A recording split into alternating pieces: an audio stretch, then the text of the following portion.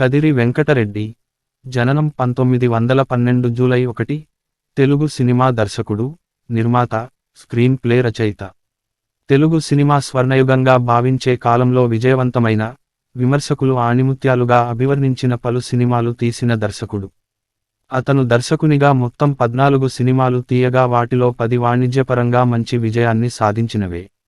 దర్శకునిగా దాదాపు 3 దశాబ్దాల కాలం పనిచేశాడు. కె.వి. రెడ్డి చిన్నతనంలోనే తండ్రి చనిపోవడంతో అనంతపురం జిల్లాలోని తాడిపత్రిలో తన మేనమామల వద్ద పెరిగాడు. చిన్నతనంలో అతని అల్లరికి పట్టపగ్గాలు ఉండేవి కాదు. చదువు చక్కగానే చదివేవాడు. తర్వాతి కాలంలో తనను సినిమా రంగంలోకి తీసుకువచ్చి దర్శకుడిని చేసిన వ్యాపారవేత్త మూలా నారాయణ స్వామితో తాడిపత్రిలోనే కలిసి చదువుకున్నాడు. మేనమామల ప్రోద్బలంతో, సహాయంతో మద్రాసు ప్రెసిడెన్సీ కళాశాలలో చేరిన కె.వి. అక్కడే మెట్రిక్ డిగ్రీ పూర్తి చేశాడు.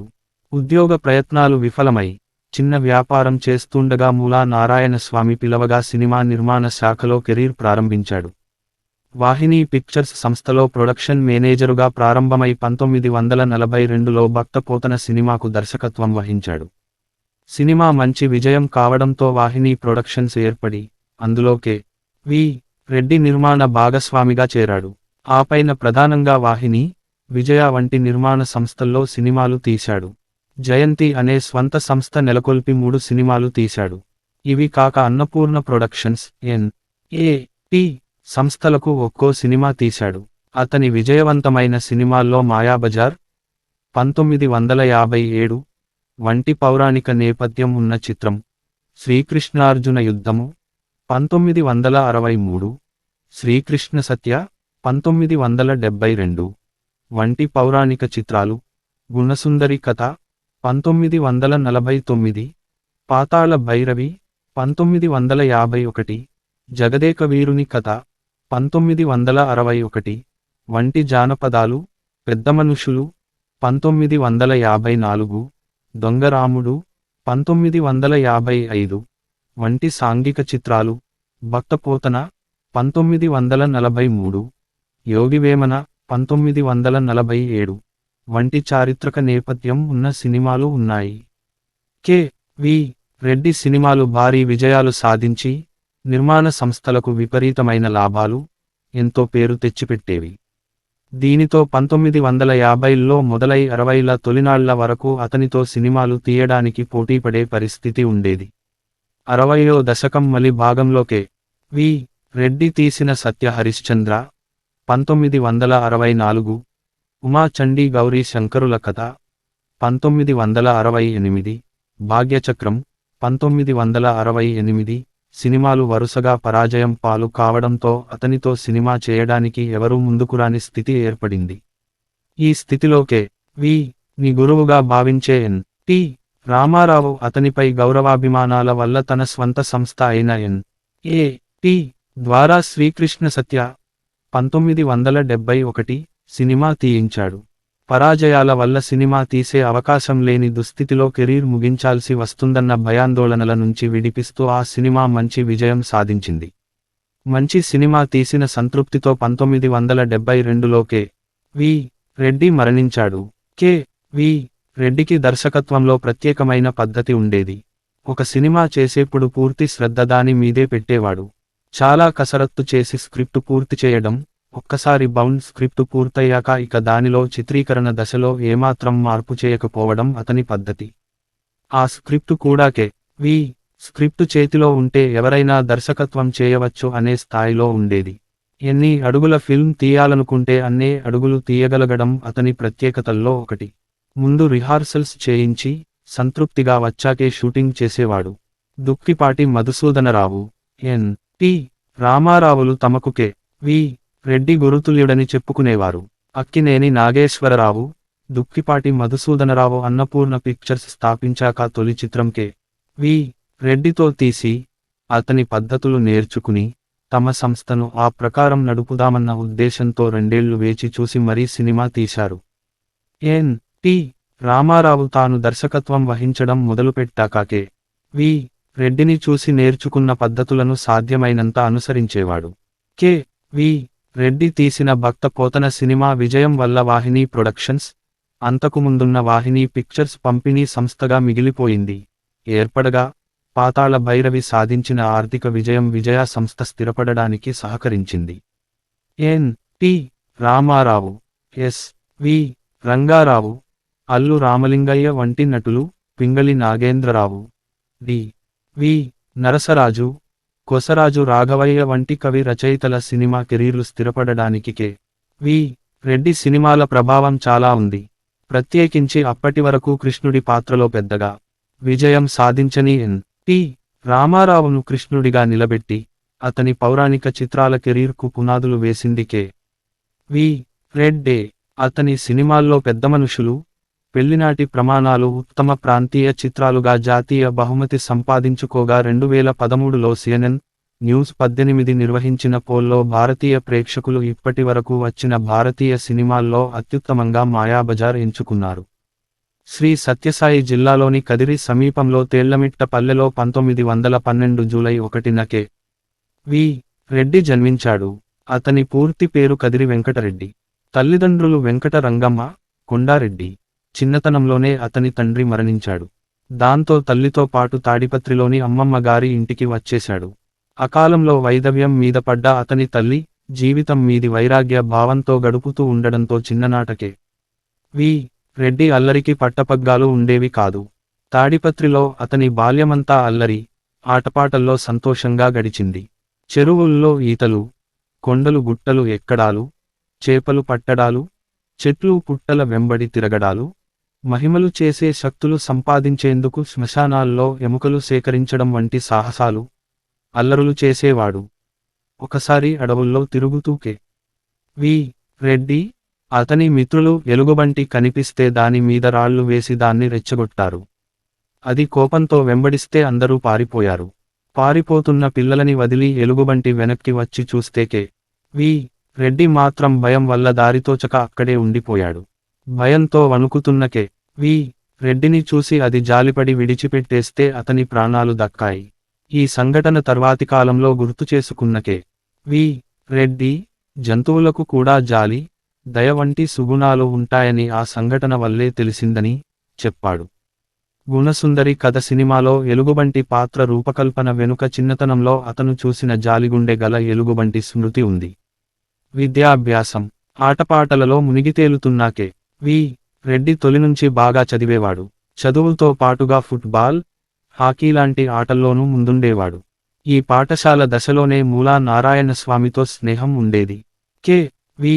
స్కూల్ ఫైనల్ పూర్తయ్యాక మేనమామలు, ఇతర కుటుంబ పెద్దలు సమీపంలోని అనంతపురం కళాశాలలో కాక ప్రతిష్టాత్మకమైన మద్రాసు ప్రెసిడెన్సీ కళాశాలలోనే చదివించాలని నిర్ణయించి ఏర్పాట్లు చేశారు.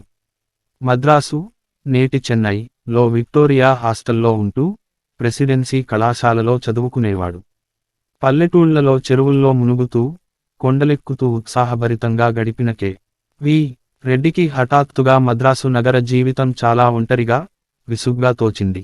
దాంతో నగర జీవితంలో ప్రాచుర్యం పొందుతున్న సినిమా థియేటర్ల మీద అతని దృష్టి పడింది. కాలక్షేపం కోసం సినిమాలు చూడడం మొదలుపెట్టి ఆదివారాల్లో 3 ఆటలు చూడసాగాడు. అలా క్రమేపీ డిగ్రీ పూర్తి చేశాడు. దర్శకుడు పి. పుల్లయ్య గ్రాడ్యుయేషన్లో కె.వి. రెడ్డికి సీనియర్. కె.వి. గ్రాడ్యుయేషన్ పూర్తయ్యే నాటికే పుల్లయ్య సినిమాల్లోకి ప్రవేశించి హరిశ్చంద్ర సినిమాకు దర్శకత్వం వహించాడు. కాలక్షేపం కాక సినిమాలు చూసినా చాలా శ్రద్ధతో సినిమాల్లోని అంశాలు పరిశీలించే అలవాటు కె.వి. రెడ్డికి ఉండడంతో పి. పుల్లయ్య అతనితో సినిమాలకు పనికివచ్చే కథల గురించి చర్చలు చేస్తుండేవాడు. పుల్లయ్య, కె.వి. రెడ్డి స్టార్ కంబైన్స్ లాడ్జిలో కలిసి రాత్రి తెల్లవార్లు సినిమా కథల గురించి చర్చించేవారు. ఉద్యోగ ప్రయత్నాలు, వ్యాపారం, చదువు పూర్తి కాగానే కె.వి. రెడ్డి ఏదైనా ఉద్యోగం సంపాదించాలన్న ఉద్దేశంతో పలు ప్రయత్నాలు చేశాడు. ఎంత తీవ్రంగా ప్రయత్నించినా ఏ ఉద్యోగమూ దొరకలేదు. డిగ్రీ ఆనర్స్ పాసైన కె.వి. ఉపాధ్యాయ ఉద్యోగం కోసం ప్రయత్నించినా కనీసం 6 నెలల విద్యాబోధన అనుభవం లేదన్న కారణంతో తిరస్కరించారు. ఉద్యోగ ప్రయత్నాల్లో వైఫల్యంతో విసిగి వేసారిన కె.వి. రెడ్డి ఎ.వి. కృష్ణారావు అన్న స్నేహితునితో కలిసి the standard scientific instruments company ని స్థాపించాడు. రూ. 250 పెట్టుబడితో ప్రారంభమైన ఈ కంపెనీ పాఠశాలలు, కళాశాలల్లో ప్రయోగశాలలకు ఉపకరించే శాస్త్రోపకరణాలను తయారు చేసేది. 1936-37 మధ్యకాలంలో ఏడాది పాటు చేసిన ఈ వ్యాపారం లాభాలను సంపాదించి పెట్టింది. వైవాహిక జీవితం కె.వి. రెడ్డి భార్య శేషమ్మ.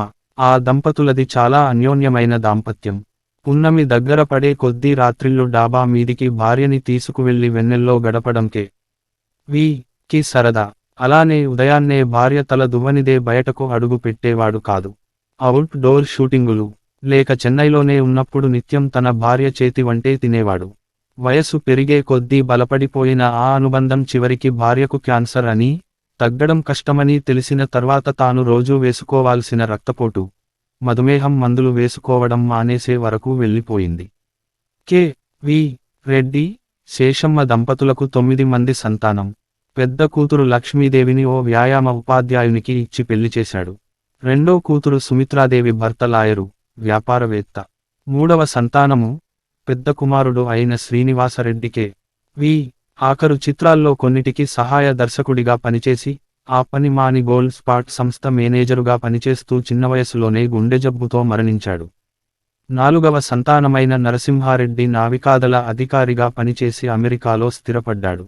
ఐదవ సంతానం పార్వతీదేవిని బేతంచర్లకు చెందిన రామనాథరెడ్డికి ఇచ్చి వివాహం చేశాడు. ఐదవ సంతానమైన రామచంద్రారెడ్డి ఐఐటిలో చదువుకుని, అమెరికాలో 30 ఏళ్లు పనిచేసి, హైదరాబాద్లో సెమీకండక్టర్స్ తయారు చేసే కంపెనీ పెట్టాడు. ఏడో సంతానం కొండారెడ్డి చెన్నైలో ఆటోమొబైల్ వర్క్ షాపు నిర్వహిస్తూ చిన్నతనంలోనే చనిపోయాడు. ఎనిమిదో సంతానమైన గీతాలక్ష్మి వ్యాపారవేత్త రాచమల్లు సుదర్శన్ రెడ్డి భార్య. ఆఖరు సంతానమైన వరలక్ష్మి కర్నూలుకు చెందిన న్యాయవాది ప్రభాకర రెడ్డి భార్య. తన పిల్లలు సాంకేతిక నిపుణులుగానో, వైద్యులుగానో స్థిరపడాలని ఆశించాడే తప్ప, వారు సినిమా రంగంలోకి రావాలని కోరుకోలేదు. ఆ ప్రకారమే కొడుకులు సినిమా రంగానికి బయటే వేర్వేరు రంగాల్లో పనిచేశారు. అల్లుళ్లను కూడా సినిమా రంగం నుంచి తెచ్చుకోలేదు. పిల్లలను క్రమశిక్షణతో పెంచాడు. సినిమా రూపకల్పనలో హడావుడి ఉన్నా ఉదయం, మధ్యాహ్నం పిల్లల కోసం సమయాన్ని కేటాయించి, వారిని తానే చదివించేవాడు. తన పిల్లల్లో ప్రత్యేకించి కూతుళ్ల మీద ఎక్కువ ప్రేమ ఉండేది. వచ్చిన అల్లుళ్ళు వాళ్లను ఎలా చూస్తున్నారో అన్న బెంగ ఎప్పుడూ ఉండేది. సినిమా రంగంలోకి వాహినీ సంస్థతో అనుబంధం 1937, 1950. నిర్మాణ విభాగంలో 1937, 1941. శాస్త్రోపకరణాల తయారీ వ్యాపారంగా చేస్తున్న కె.వి. రెడ్డిని అతని బాల్య స్నేహితుడు మూలా నారాయణస్వామి తాను భాగస్వామిగా ఓ సినిమా నిర్మాణమవుతోందని ఆసక్తి ఉంటే నిర్మాణ శాఖలో పనిచేయవచ్చని ఆహ్వానించాడు. కె.వి. రెడ్డి అలా వచ్చి రోహిణీ పిక్చర్స్ వారు నిర్మిస్తున్న గృహలక్ష్మి సినిమాకి క్యాషియర్ ఉద్యోగం చేశాడు. 1938లో గృహలక్ష్మి సినిమా విడుదలై మంచి విజయాన్ని సాధించింది. అయినా సినిమా నిర్మాణంలో విలువల విషయమై హెచ్.ఎం. రెడ్డి ధోరణి బి.ఎన్. రెడ్డికి నచ్చకపోవడంతో బి.ఎన్. రెడ్డి, మూలా నారాయణస్వామి రోహిణీ పిక్చర్స్ నుంచి విడిపోయి, తమ వాటా సొమ్ముతో బయటకు వచ్చేశారు. మూలా నారాయణస్వామి, బి.ఎన్. రెడ్డి స్వంతంగా వాహినీ పిక్చర్స్ సంస్థ ప్రారంభించారు. వాహినికి Moola Narayanaswamy chairman, BN. Reddy managing director. KV. Reddy కూడా వీరితో వచ్చి వాహినీ సంస్థలో చేరాడు. వాహిని వారు తీసిన వందేమాతరం 1939, సుమంగళి 1940, దేవత 1941 సినిమాలకు ప్రొడక్షన్ మేనేజరుగా పనిచేశాడు. క్యాషియర్గా గృహలక్ష్మికి పనిచేసిన నాటి నుంచి ప్రొడక్షన్ విభాగంలో పనిచేస్తున్న సినిమా నిర్మాణంలో ఇతర అంశాల పట్ల కూడా అవగాహన పెంచుకున్నాడు. దర్శకునిగా తొలి అడుగు 1942, 1943. కె.వి. రెడ్డి దర్శకత్వం వహించిన తొలి సినిమా భక్తపోతన పోస్టర్. 1941 వరకు వాహిని ప్రొడక్షన్స్లో వచ్చిన 3 సినిమాలు వందేమాతరం, సుమంగళి, దేవత. వీటన్నిటికీ బి.ఎన్. రెడ్డి దర్శకత్వం వహించాడు. ఈ 3 సినిమాలు పెద్ద విజయం ఏమీ సాధించలేదు. విమర్శకుల ప్రశంసలు సంపాదించుకున్నా, ఆర్థికంగా అంతంత మాత్రమే. ఈ దశలో కె.వి. రెడ్డి భక్తపోతన సినిమా స్క్రిప్టు తయారు చేసుకున్నాడు. కె.వి.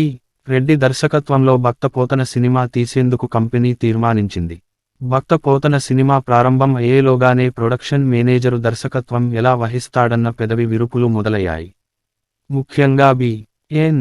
రెడ్డికి ఉమ్మడి ఆస్తి పద్ధతిలో సాగుతున్న అతని కుటుంబ సభ్యులకు ఈ సినిమాకే వి. రెడ్డి తీయడం నచ్చలేదు. బి.ఎన్. రెడ్డి తీసిన సినిమాల ఫలితమే అంతంతమాత్రంగా ఉంటే దర్శకత్వ శాఖలో అనుభవం లేని కె. వి. రెడ్డి సినిమా తీస్తే కంపెనీ దివాలా తీస్తుందన్న వ్యాఖ్యలు చేశారు. కె. వి. రెడ్డితోనూ వ్యక్తిగతంగా వారి ప్రవర్తన మారిపోయింది. దాంతో మనస్తాపం చెందిన కె. వి. రెడ్డి వారికి అంతగా ఇష్టం లేనప్పుడు తీయవద్దులెమ్మని మూలా నారాయణస్వామితో చెప్పేశాడు. అయితే మూలా నారాయణస్వామి అందుకు ఒప్పుకోక బోర్డు మీటింగ్ పెట్టి అందులో కె. వి. రెడ్డి భక్త పోతన సినిమా తీస్తాడని, లాభం వస్తే కంపెనీదని, నష్టం వస్తే వ్యక్తిగతంగా తాను భరిస్తానని తేల్చి చెప్పడంతో సినిమా ప్రారంభం అయింది. సినిమా విజయవంతం అవుతుందని మూలా నారాయణస్వామికి, కె. వి. రెడ్డికి తప్ప మరెవరికీ నమ్మకం లేదు. నిర్మాణం సాగుతున్నప్పుడు వాహినీ సంస్థ వారు కె. వి. రెడ్డిని భక్త పోతన దర్శకత్వానికి ₹1000 తీసుకుంటారా, లాభాల్లో 10% వాటా కావాలా అని అడిగితే కె. వి. రెడ్డి పారితోషికం వద్దని, లాభాల్లో 10% కావాలని సమాధానమిచ్చాడు. ₹1000 చాలా పెద్ద మొత్తమైన ఆ రోజుల్లో లాభాల్లో 10% వాటా కోరడం కె. వి. రెడ్డికి తన స్క్రిప్టు మీద, దర్శకత్వం మీద ఉన్న నమ్మకాన్ని సూచించింది. కె. వి. రెడ్డి దర్శకత్వంలో, బి.ఎన్. రెడ్డి దర్శకత్వ పర్యవేక్షణలో ప్రారంభమైన భక్త పోతన సినిమా నిర్మాణ పనుల్లో 3% పూర్తయ్యాక మరో అవాంతరం వచ్చింది.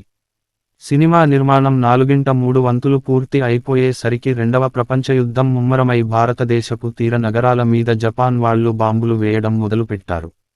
వాహినీ సంస్థను హుటాహుటిన తాడిపత్రికి తరలించి, మద్రాసులో అన్నీ మూసేశారు.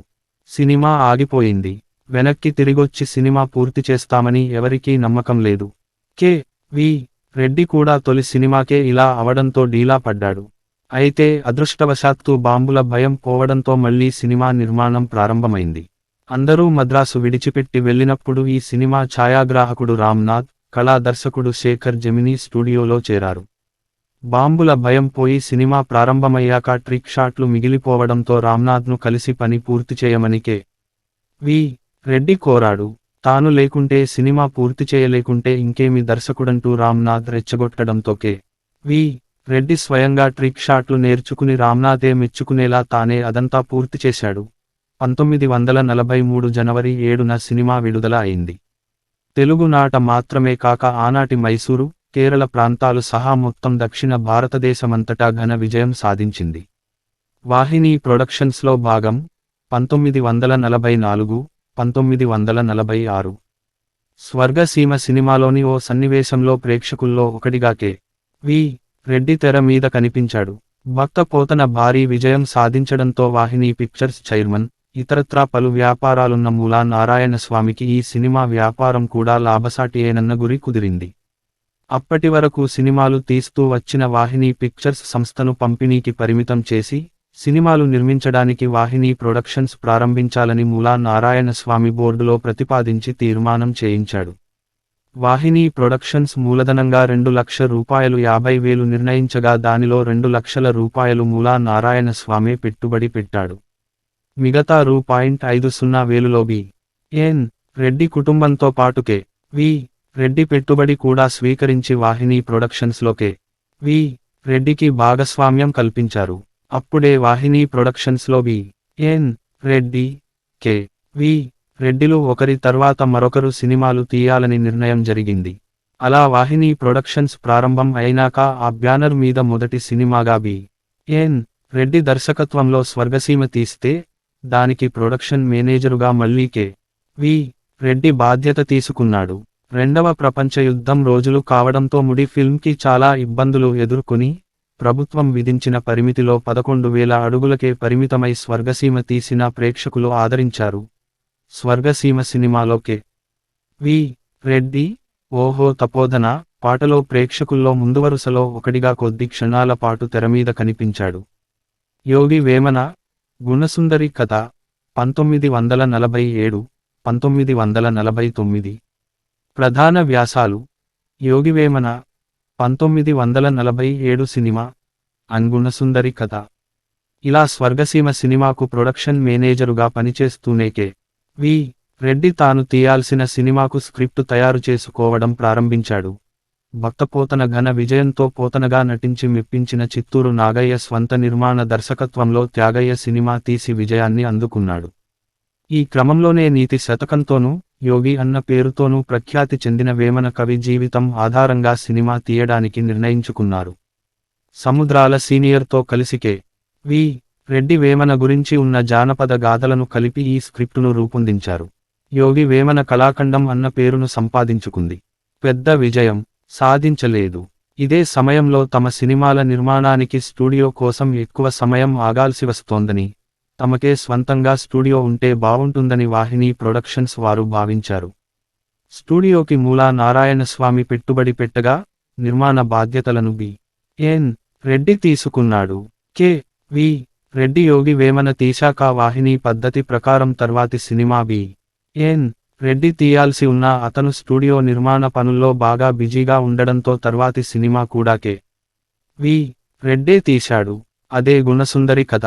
మూలా నారాయణస్వామి నిర్మాతగా వాహిని స్టూడియో బ్యానర్ మీద ఈ సినిమా ప్రారంభమైంది. అప్పటివరకు తన దర్శకత్వంలో కానీ, వాహిని సంస్థ ద్వారా కానీ తీయని జానపద శైలిలో సినిమా తీయాలని వి. రెడ్డి నిర్ణయించుకున్నాడు. ఇందుకు ఆంగ్లంలో విలియం షేక్స్పియర్ రాసిన నాటకం కింగ్ లియర్ మూల కథాంశంగా ఎంచుకున్నారు. అయితే ఆంగ్లంలో విషాదాంత నాటకం నుంచి స్ఫూర్తి తీసుకుని కథా రచయిత పింగళి నాగేంద్రరావు స్క్రీన్ ప్లే రాసిన వి. రెడ్డి, కమలాకర కామేశ్వరరావులు పూర్తిస్థాయి వినోదాత్మకంగా తయారు చేశారు. పిల్లల నుంచి పెద్దల వరకు అందరినీ ఆకట్టుకున్న ఈ సినిమా మంచి విజయాన్ని సాధించింది. అత్యున్నత దశ 1950, 1963, పాతాళ భైరవి 1949, 1951. 1949 ప్రాంతంలో వాహిని స్టూడియోస్, ప్రొడక్షన్స్ సహా ఆబ్కారీ వ్యాపారం, పలు సంస్థలు ఉన్న మూలా నారాయణస్వామి మీద ఆదాయపు పన్ను శాఖ వారు రెయిడ్ చేసి 20-30 లక్షల రూపాయలు ఫైన్ వేసి ఆస్తులన్నీ జప్తు చేసుకున్నారు. వాహిని స్టూడియోస్ ఈ చిక్కుల్లో పడి జప్తు కాకుండా ఉండాలని స్టూడియోను అప్పటికప్పుడు నాగిరెడ్డి, చక్రపాణి కలిసి పెట్టిన విజయ ప్రొడక్షన్స్కి వాహిని స్టూడియోస్ లీజుకు ఇచ్చినట్టు చూపించారు. ఆస్తులన్నీ సీజ్లో ఉండి ఆదాయం నిలిచిపోయింది. క్రమేపీ మూలా నారాయణస్వామి సమస్యలు పెరుగుతూ పోగా వాహిని ప్రొడక్షన్స్లో తన భార్య పేరిట ఉన్న రూ.1,00,000 మిగిలిన వాటాదారులకు అమ్మేసుకున్నాడు. ఒకనాడు రాయలసీమ బిర్లా అన్న పేరు తెచ్చుకున్న మూలా, చివరికి క్షయ వ్యాధికి గురై శానిటోరియంలో చాలా దుస్థితిలో మరణించాడు. పాతాళ భైరవిలో ఓ సన్నివేశం. ఈ పరిస్థితుల మధ్య కొత్తగా ఏర్పడ్డ విజయ ప్రొడక్షన్స్ సంస్థ మొదటి సినిమాగా షావుకారు తీస్తే, మంచి పేరు మాత్రం తెచ్చుకుని ఆర్థికంగా విజయం సాధించలేదు. ఆ దశలో నిర్మాతలు నాగిరెడ్డి, చక్రపాణి విజయ సంస్థకు ఓ జానపద సినిమా తీసిపెట్టమని వి. రెడ్డిని కోరారు. అరేబియన్ నైట్స్ అన్న మధ్య ప్రాచ్యానికి చెందిన కథల్లోని అల్లావుద్దీన్ అద్భుత దీపం అన్న ప్రముఖ జానపద కథను స్ఫూర్తిగా తీసుకుని పింగళితో పాతాళ భైరవి కథ రాయించుకుని దానికి కమలాకర కామేశ్వరరావుతో కలిసి స్క్రీన్ ప్లే రాసుకున్నాడు వి. రెడ్డి. చక్రపాణి స్వయానా స్క్రీన్ ప్లే రచయిత కావడంతో విజయ వారి సినిమాలకు స్క్రీన్ ప్లే దశ నుంచి నిర్మాతలిద్దరూ ఇన్వాల్వ్ అయ్యేవారు. కానీ వి. రెడ్డికి అలాంటి జోక్యం ఇష్టం లేకపోవడంతో తమ ఇష్టాయిష్టాలు పక్కన పెట్టి పూర్తి బాధ్యత వి. రెడ్డి మీదే పెట్టి సినిమా నిర్మించారు. తోటరాముడు పాత్రకు అక్కినేని నాగేశ్వరరావును, మాంత్రికుడు పాత్రకు ముక్కామలను వి. రెడ్డి తీసుకుందామని అనుకున్నాడు. ఎన్.టి. రామారావు, అక్కినేని నాగేశ్వరరావు వేరే షూటింగ్ గ్యాప్లో టెన్నిస్ ఆడుతుంటే చూసిన వి. రెడ్డికి ఓడిపోతున్న ఉక్రోషంలో రామారావు ప్రవర్తన జానపద నాయకుని తరహాలో ఉందనిపించి హీరోగా నిర్ణయించుకున్నాడు. కొత్తవాడైన రామారావుకు తగ్గట్టు ఉండాలని ఎస్వి రంగారావును ప్రతినాయకుడిగా నిశ్చయించుకున్నాడు. ఒకేసారి తెలుగులోనూ తమిళంలోనూ సినిమా తీశారు. 1951 మార్చి 15న తెలుగు వెర్షన్ విడుదలైంది. విడుదలైనప్పుడు మొదట సినిమాకు యావరేజీ అన్న మాట ప్రబలింది. ఇది కూడా ఫ్లాప్ అయితే మరో సినిమా తీసేందుకు స్తోమత సరిపోని నిర్మాతలు కంగారు పడ్డారు. కానీ వి. రెడ్డి మాత్రం సినిమా మీద నమ్మకంగానే ఉండేవాడు. 4వ వారం నుంచి కలెక్షన్లు పెరిగి, హౌస్ ఫుల్స్ అవుతూ సినిమా అప్పటివరకు ఉన్న రికార్డులన్నిటినీ తిరగరాసే స్థాయిలో విజయవంతం అయింది. మేలో విడుదలైన తమిళ వెర్షన్ కూడా భారీ హిట్ అయింది. నేరుగా విడుదలైన కేంద్రాల్లో రజతోత్సవం 200 రోజులు పూర్తి చేసుకున్న తొలి తెలుగు చలనచిత్రం పాతాళ భైరవి. 10 సెంటర్లలో 100 రోజులు, 5 సెంటర్లలో 175 రోజులు పూర్తి చేసుకుంది. జెమినీ వాసన్ హిందీ హక్కులు కొని 2 పాటలు పునర్నిర్మించి, డబ్బింగ్ సినిమాగా 1952లో విడుదల చేస్తే అక్కడా మంచి విజయం సాధించింది. ఈ ఘన విజయం ఆర్థికంగా విజయ ప్రాడక్షన్స్ని నిలబెట్టింది. ఎన్.టి. రామారావుకు, ఎస్.వి. రంగారావుకు స్టార్ హోదా ఇచ్చింది. పింగళి రాసిన కొన్ని డైలాగులు జనంలో సామెతల తరహాలో అలవాటైపోయాయి. పెద్ద మనుషులు 1951, 1954 సినిమాలో కీలకమైన చైర్మన్ పాత్ర తన గురించి తాను వివరిస్తున్నట్టుగా పెద్దమనుషులు పోస్టర్. పాతాళ భైరవి సినిమా విడుదలై 6 వారాలు కాగానే దాని సత్తా తేలిపోవడంతో కె.వి. రెడ్డికి బ్లాంక్ చెక్ ఇచ్చి నాగిరెడ్డి విజయ సంస్థకు మరొక సినిమా తీసిపెట్టమని కోరాడు. కానీ కె.వి. రెడ్డి మాత్రం బి.ఎన్. రెడ్డి మల్లీశ్వరి తీయడం పూర్తి కాగానే తాను వాహినీ సంస్థకు ఓ సినిమా తీయాలని నిర్ణయించుకున్నాడు. వాహిని తన సంస్థే కాబట్టి తన మాట మన్నించి ఈసారికి విజయాకి చేయమని నాగిరెడ్డి రెట్టించి అడిగితే అది తన మాతృ సంస్థ అని తేల్చి చెప్పడంతో నాగిరెడ్డి, చక్రపాణి నొచ్చుకున్నారు. కె.వి. రెడ్డి ఆంగ్ల నాటకాలు, సినిమాలు బాగా చూసేవాడు. నార్వేజియన్ రచయిత హెన్రిక్ ఇబ్సన్ రాసిన పిల్లర్స్ ఆఫ్ సొసైటీ నాటకంలో ప్రధానమైన పాయింట్ తీసుకుని, ఆ ప్రేరణతో సాంఘిక సినిమా చేద్దామని కె.వి. నిర్ణయించుకున్నాడు. పాతాళ భైరవి నాటి నుంచి విజయ ప్రొడక్షన్స్కు నెలజీతం పద్ధతి మీద పింగళి నాగేంద్రరావు కాంట్రాక్టులో ఉన్నాడు. దీంతో కె.వి. రెడ్డి వెళ్లి వాహినిలో తాను తీయబోయే సినిమాకు రచయితగా పింగళిని ఉపయోగించుకోనివ్వమని నాగిరెడ్డిని లాంఛనప్రాయంగా అడిగాడు. కె.వి. రెడ్డి విజయ సంస్థకి సినిమా తీయనన్నాడన్న కోపంలో ఉన్న నాగిరెడ్డి ఒప్పుకోలేదు. దీనితో కొత్త రచయిత కోసం కె.వి. రెడ్డి ప్రయత్నించాల్సి వచ్చింది. విజయవాడలో జరిగిన పాతాళ భైరవి విజయోత్సవంలో ఈ సంగతులన్నీ తెలుసున్న కాజ వెంకట్రామయ్య ఉద్దేశపూర్వకంగా అప్పటికి నాటక రచయిత, దర్శకుడు అయిన డి.వి. నరసరాజుతో నాటకం అన్న అతని నాటకాన్ని ప్రదర్శింపజేశాడు. ఆ నాటకం నచ్చిన కె.వి. రెడ్డి నాటక రచయిత డి.వి. నరసరాజును తన సినిమాకు రచయితగా తీసుకున్నాడు. స్క్రిప్ట్ పని ప్రారంభించిన KV. Reddy, DV. Narasaraju pillars of society నాటకాన్ని పూర్తిగా అనుసరించకుండా అందులో ముఖ్యమైన 2 పాత్రలను తీసుకుని, మిగతా కథను స్వంతంగా అభివృద్ధి చేసుకున్నారు. ఈ సినిమా నిర్మాణం సమయంలోనూ కె.వి. రెడ్డికి, నాగిరెడ్డికి నడుమ సమస్యలు పెరిగి పెద్దవై సినిమా నిర్మాణం వాహిని స్టూడియోలో చేసుకుంటానన్నా నాగిరెడ్డి తిరస్కరించేదాకా పోయింది. దీనితో సినిమాను రేవతి స్టూడియోలో సెట్ వేసి తీయడం మొదలుపెట్టాడు కె.వి. రెడ్డి. కొన్ని సినిమాలకు పనిచేసి, అప్పటికి ఇంటి వద్ద వ్యవసాయం చేసుకుంటున్న కొసరాజు రాఘవయ్యని వెతికించి, ప్రత్యేకంగా కోరి ఈ సినిమాలో పాటలు రాయించుకున్నాడు. బి.ఎన్. రెడ్డి, నాగిరెడ్డిల తమ్ముడు బి.ఎన్. కొండారెడ్డి దీనికి ఛాయాగ్రాహకుడిగా పనిచేశాడు. అత్యంత కీలకమైన ధర్మారావు పాత్రను జంధ్యాల గౌరీనాథశాస్త్రితో వేయించాడు. బి.ఎన్. రెడ్డి, కాజ వెంకట్రామయ్యలు కల్పించుకుని మధ్యవర్తిత్వం వహించడంతో కె.వి. రెడ్డికి, నాగిరెడ్డికి మనస్పర్ధలు పోవడంతో తిరిగి సినిమా వాహిని స్టూడియోలో నిర్మించసాగారు. పెద్దమనుషులు తర్వాత మరో సినిమా బయటి నిర్మాతకు చేసి, మళ్లీ ఓ జానపద చిత్రాన్ని విజయ వారికి నిర్మించేట్టు ఒప్పందం. పెద్ద మనుషులు సినిమా పూర్తై 1954 మార్చి 11న విడుదలైంది. సినిమా మంచి విజయాన్ని సాధించింది. అంతవరకు జానపదాలకు, చారిత్రక కల్పనలకు పేరు తెచ్చుకున్న కె.వి. రెడ్డి సాంఘిక వ్యంగ్య చిత్రాన్ని విజయవంతంగా తీయడం సినీ పరిశ్రమ వర్గాలను ఆశ్చర్యపరిచింది. కె.వి. రెడ్డి పరిచయం చేసిన రచయిత నరసరాజుకు, వెనక్కి తీసుకువచ్చిన గేయ రచయిత కొసరాజుకు ఈ విజయం లాభించింది. రెండో జాతీయ చలనచిత్ర పురస్కారాల్లో సినిమాకి ఉత్తమ తెలుగు చలనచిత్రంగా రాష్ట్రపతి నుంచి రజత పతకం లభించింది. Dongaramudu 1954, 1955. Dongaramudu cinema poster. Telugu cinema కథానాయకుడుగా స్థిరపడ్డ అక్కినేని నాగేశ్వరరావు, దుక్కిపాటి మధుసూదనరావుతో కలిసి సినిమా నిర్మాణం ప్రారంభించాలని 1951లో అన్నపూర్ణ పిక్చర్స్ పెట్టాడు.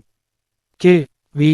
రెడ్డి కథా చర్చలు, స్క్రిప్టు రూపకల్పన చిత్రీకరణ అంతా ఒక పద్ధతిగా పక్కాగా చేస్తాడని పేరు ఉండడంతో తొలి సినిమా అతని దర్శకత్వంలో చేయించుకుని ఆ పద్ధతులు నేర్చుకుని అనుసరించాలని నిర్మాతలు ఆశించారు. కె. వి. రెడ్డి అప్పటికి పెద్దమనుషులు సినిమా కథా చర్చల్లో ఉండడంతో అది పూర్తయ్యేది ఎప్పుడో తెలియదని, పూర్తయ్యాక తీస్తానని చెప్పాడు. అందుకు నాగేశ్వరరావు, మధుసూదనరావు ఒప్పుకుని కె. వి. రెడ్డి కోసం 2 ఏళ్లు వేచి చూశారు. నిజానికి కె. వి. రెడ్డికి అక్కినేని నాగేశ్వరరావును డైరెక్ట్ చేయాలని, నాగేశ్వరరావుకు కె. వి. దర్శకత్వంలో నటించాలని కోరిక ఉండేది. పెద్దమనుషులు సినిమాకి చేయాల్సిన పని పూర్తి కాగానే కె. వి. రెడ్డి, డి. వి. నరసరాజు, అన్నపూర్ణ పిక్చర్స్ నిర్మాతలతో కథాచర్చలకు కూర్చున్నారు. ముందు 7 Year Itch అన్న ఆంగ్ల చిత్రం స్ఫూర్తితో ఓ సినిమా కథను అనుకున్నా, దానిలో హీరో పాత్ర నెగటివ్ షేడ్స్ ఉందన్న కారణంగా మధుసూదనరావుకు నచ్చకపోవడంతో పక్కన పెట్టారు. తమ్ముడి కోసం దొంగతనాలు చేసి అతను ఉన్నత స్థానానికి ఎదిగాక అతని అన్నలమని చెప్పుకోలేని స్థితిలో పడడం అన్న పాయింట్తో లవింగ్ బ్రదర్స్ అన్న నవల సారాంశం దుక్కిపాటి మధుసూదనరావు చదివాడు. దాన్ని మధుసూదనరావు నరసరాజుతో కూర్చుని మార్పులు చేసి కె. వి. రెడ్డికి వినిపించాడు. తమ్ముడి పాత్రను చెల్లెలిగా మార్చడంతో పాటు కథలో ఆ ముఖ్యమైన పాయింట్ ఒక్కటి తీసుకుని మిగతా అంశాలు, పాత్రలు మార్చి రాశారు. కె. వి. రెడ్డికి కథ బాగా నచ్చేసింది. సినిమా రషెస్ వేసి చూపించినప్పుడు నవయుగ పంపిణీదారులు, రిలీజ్ ముందు షో చూసిన పరిశ్రమ వర్గాలు సినిమా బాగోలేదన్నట్టుగానే ప్రతిస్పందించారు. కె. వి. రెడ్డి వద్దన్నా నిర్మాతలు ప్రివ్యూ వేయగా అది చూసిన వారు బాగోలేదన్నారు. కానీ సినిమా మాత్రం మంచి ప్రేక్షకాదరణ సంపాదించుకుంది. తమిళ వెర్షన్ తిరుట్టు రామన్ కూడా మంచి విజయం సాధించింది. మాయాబజార్ 1955, 1957, సుందరిని వంటి దివ్య స్వరూపము పాట రికార్డింగులో Pithapuram Nageswararao, Savitri, Ghantasala తదితరులతో K. V. Reddy మైకుకు కుడిపక్క నాగిరెడ్డికి ఒప్పుకున్నట్టుగానే K. V. Reddy Donga Ramudu తర్వాత విజయ వారికి మాయాబజార్ తీయడం ప్రారంభించాడు. 1936లో ఒకసారి మాయాబజార్ తెలుగులో సినిమాగా వచ్చింది. మొత్తం మరో 6 సార్లు ఇతర భారతీయ భాషల్లో నిర్మితమైంది. అంతకుముందు నుంచి నాటకాల్లో శశిరేఖ పరిణయం పేరిట పేరొందింది. పాండవులు, కౌరవులు, యాదవుల మధ్య సాగే ఈ కథ మాత్రం మహాభారతంలోనిది కాదు. జానపద గాథల మీద ఆధారపడి తీయాల్సిన సినిమా. అందులోనూ భారీ తారాగణం అవసరమైన కథ కావడంతో ఉన్న పాత్రలన్నిటికీ పెద్ద నటులు కుదిరిపోతే పాండవులు, ద్రౌపది ఎలా దొరుకుతారన్న ఉద్దేశంతో వారు లేకుండానే స్క్రీన్ ప్లే పకడ్బందీగా రాసుకోసాగారు పింగళి. కె. వి. రెడ్డి పాత్రల రూపకల్పన విషయంలోనూ అప్పటివరకు కృష్ణుడికి చిన్న కిరీటం, హాఫ్ క్రౌన్, పించం ఉండగా దాన్ని మారుస్తూ పూర్తి కిరీటం పైన పించాలతో కె. వి. రెడ్డి నేతృత్వంలో మా. గోఖలే, కళాధర్ రూపొందించారు. ఇలా ప్రతి ఆభరణం విషయంలోనూ, పాత్ర రూపకల్పన విషయంలోనూ, సెట్ల స్కెచ్లలోనూ శ్రద్ధ తీసుకుని ఆలోచించి సినిమా స్క్రిప్ట్ తయారు చేస్తుంటే దాదాపు ఏడాది గడిచింది. ఇంతలో హఠాత్తుగా నిర్మాతలు నాగిరెడ్డి, చక్రపాణి బడ్జెట్ గురించి తమలో తాము భయపడి సినిమాకి చేస్తున్న పని ఆపమని కబురు పెట్టారు. ఈ దశలో సినిమా ఆపడంతో హర్ట్ అయిన కె. వి. రెడ్డి పలువురు తెలుగు, తమిళ నిర్మాతలు, నిర్మాణ సంస్థలు ఆ సినిమా తమకు తీసిపెట్టమన్నా వినలేదు. చేస్తే విజయ ప్రొడక్షన్స్ కే సినిమా చేస్తానని తేల్చి ఊరుకున్నాడు. ఎందరు నిర్మాతలు ఈ సినిమాను తాము తీస్తామని ముందుకు వస్తున్నారన్నది సూచనాప్రాయంగా అక్కినేని నాగేశ్వరరావు చెప్పడంతో తెలుసుకున్న నిర్మాతలు మధ్యవర్తి ద్వారా మాట్లాడించి కె. వి. రెడ్డితో బడ్జెట్ వేయించుకుని సినిమా పునః ప్రారంభించారు. ఈ సంఘటనతో పాటుగా సినిమా చిత్రీకరణలో చక్రపాణి ఇన్వాల్వ్ కావడం, నిర్మాతలు రషెస్ వేస్తే చూసిన వారందరూ తలో వ్యాఖ్య చేయడంతో కె. వి. రెడ్డి మీద ఒత్తిడి పెరిగింది. దీంతో కె. వి. రెడ్డికి నాగిరెడ్డి, చక్రపాణిలతో విభేదాలు, మనస్పర్ధలు పెరిగాయి. అయినా సినిమా నిర్మాణం విషయంలో, నాణ్యత విషయంలో నాగిరెడ్డి మంచి సహకారం ఇచ్చాడు. మాయాబజార్లో శశిరేఖ, సావిత్రి, ప్రియదర్శిని చూసే సన్నవివేశ చిత్రీకరణలో K. V. Reddy. K. V. Reddy Mayabazar cinema చిత్రీకరణను ప్రత్యేక శ్రద్ధతో చేశాడు. చిన్న చిన్న డైలాగులు, ట్రిక్ షాట్లు, హావభావ వ్యక్తీకరణలతో సహా ఔచిత్యం పరిశీలించుకుంటూ సినిమా చేశాడు. తెలుగులోనూ, తమిళంలోనూ సమాంతరంగా చిత్రీకరణ చేశాడు. అప్పటికి కొన్ని సాంఘిక చిత్రాల్లో ఎన్.టి. రామారావు కృష్ణుడి పాత్ర వేస్తే ప్రేక్షకులు థియేటర్లో అపహాస్యంగా నవ్వారు. ఈ కారణంగా తాను ఆ పాత్రకు సరిపోనని భావించి అతడు కృష్ణుడి పాత్ర వేయనంటే కె.వి. రెడ్డి పట్టుబట్టి ఒప్పించి మరీ వేయించాడు. సినిమా చిత్రీకరణకు ముందు ప్రతి నటుడితోనూ రిహార్సల్స్ చేయించి సినిమా ఎంత పొడవు వస్తుందన్నది కె.వి. రెడ్డి సూక్ష్మంగా అంచనా వేసి తీయడంతో సినిమా నిడివికి, చిత్రీకరించిన నిడివికి 300 అడుగులు మాత్రమే తేడా వచ్చింది.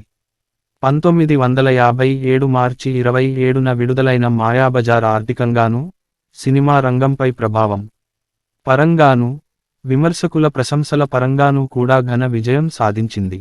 సినిమా విడుదలైన 60 ఏళ్ల తర్వాత కూడా రంగుల్లో తీసి విడుదల చేయడం, దశాబ్దాల తర్వాత CNN, IBN సర్వేలో భారతీయ ప్రేక్షకులు ఈ సినిమాని భారతీయ సినిమాల్లో అత్యుత్తమ చిత్రంగా ఎన్నుకోవడం లాంటి సంఘటనలు సినిమా ప్రభావాన్ని చూపుతున్నాయి. స్వంత నిర్మాణ సంస్థ, పెళ్లినాటి ప్రమాణాలు, 1958. వరుసగా విజయాలు సాధించిన ఉత్సాహంతో కె.వి. రెడ్డి తన స్నేహితులు పి.ఎస్. రెడ్డి, తిక్కవరపు పటాభిరామిరెడ్డిలను కలుపుకుని స్వంత నిర్మాణ సంస్థ జయంతి పిక్చర్స్ స్థాపించాడు.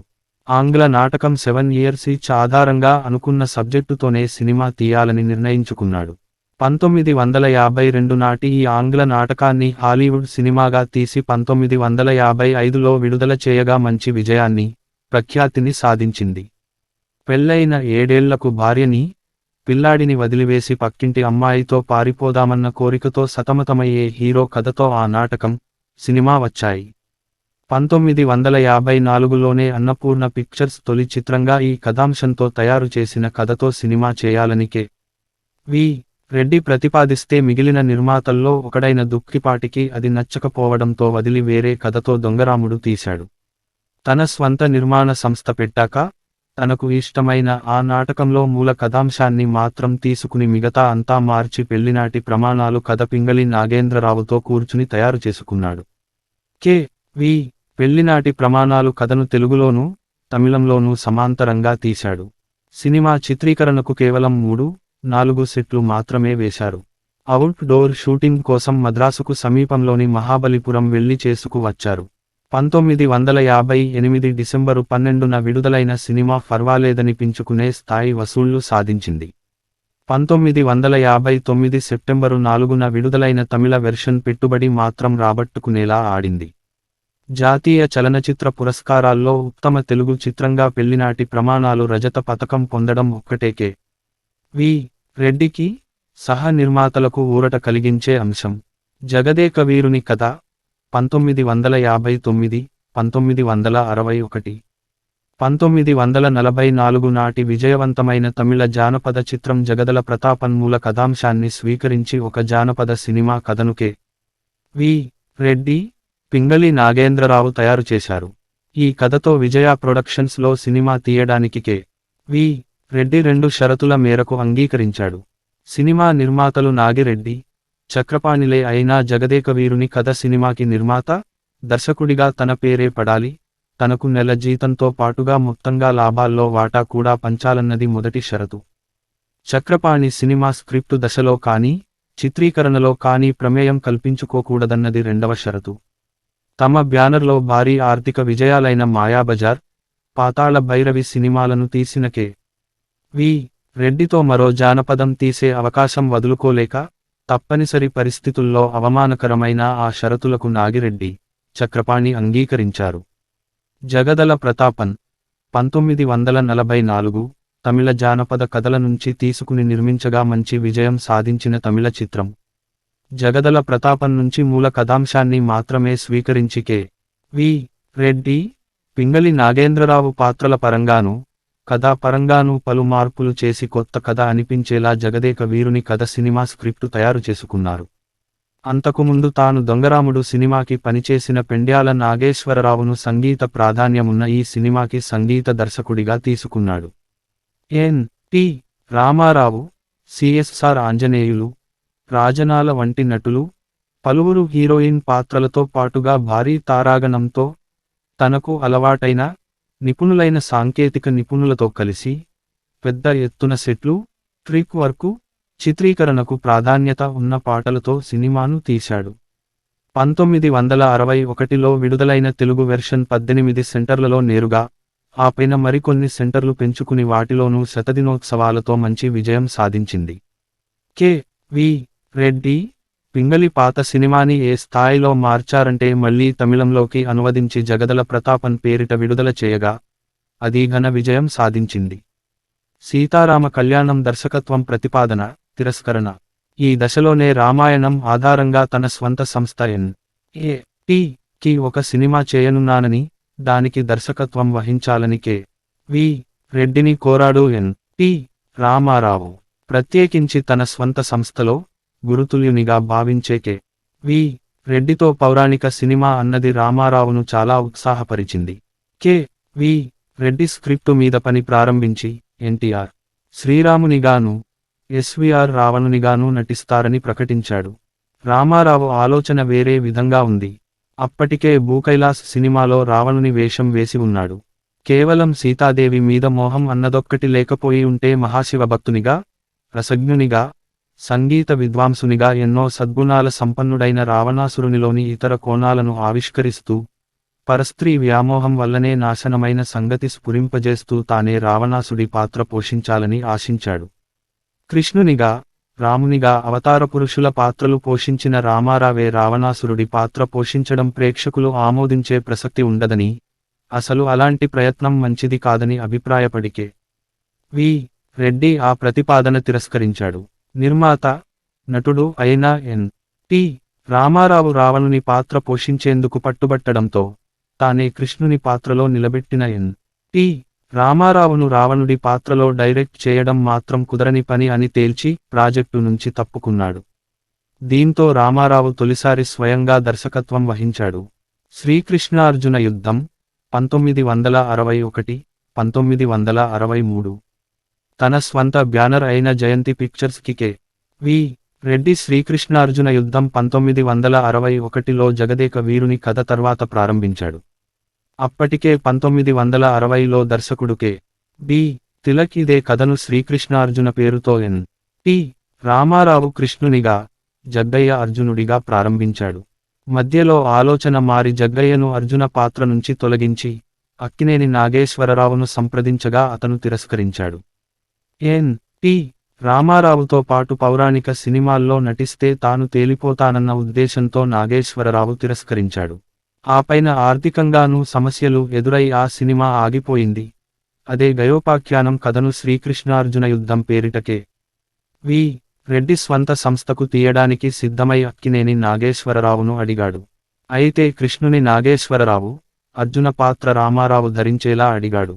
ఔచిత్యం ప్రకారం మహావీరుడైన అర్జునుడు మంచి దేహదారుఢ్యంతో ఉండాలి కనుక రామారావును ఆ పాత్రకు తీసుకోవడం, తనను కృష్ణుని పాత్ర వేయమనడం సరైన ఆలోచనే అని అక్కినేని అంగీకరించాడు. కానీ అప్పటికే మాయాబజార్ సినిమాతో రామారావును కృష్ణునిగా తిరుగులేని విధంగా ప్రేక్షకుల్లో నిలబెట్టిన కె.వి. రెడ్డి మళ్లీ ఈ ప్రయోగం చేస్తే తొలి చిత్రం పెళ్లినాటి ప్రమాణాలు దెబ్బతిన్న జయంతి సంస్థ మరో దెబ్బ తట్టుకోలేదని, కాబట్టి తనతో అర్జునుడి పాత్రే వేయించమని సూచించాడు. పౌరాణిక పాత్రల్లో అసలు రామారావుతో మల్టీ స్టారర్ చేయకూడదని నిశ్చయించుకున్న కె.వి. రెడ్డి మీదున్న గౌరవంతో ఈ పాత్ర మాత్రం ఒప్పుకున్నాడు. సినిమా మంచి విజయాన్ని సాధించింది. కె.వి. రెడ్డి మిత్రులు పెట్టిన జయంతి పిక్చర్స్ తన తొలి, ఏకైక విజయాన్ని శ్రీకృష్ణార్జున యుద్ధం సినిమాతో అందుకున్నది. పరాజయాలు. సత్య హరిశ్చంద్ర 1963, 1965. తెలుగు నాటక రంగంలో ప్రాచుర్యం పొందిన గయోపాఖ్యానాన్ని శ్రీకృష్ణార్జున యుద్ధంగా తీస్తే మంచి విజయం సాధించింది. దీనితో కె.వి. రెడ్డి ప్రేక్షకాదరణ పొందిన మరో పౌరాణిక నాటకం సత్య హరిశ్చంద్ర ఆధారంగా విజయ వారికి సినిమా ప్లాన్ చేశాడు.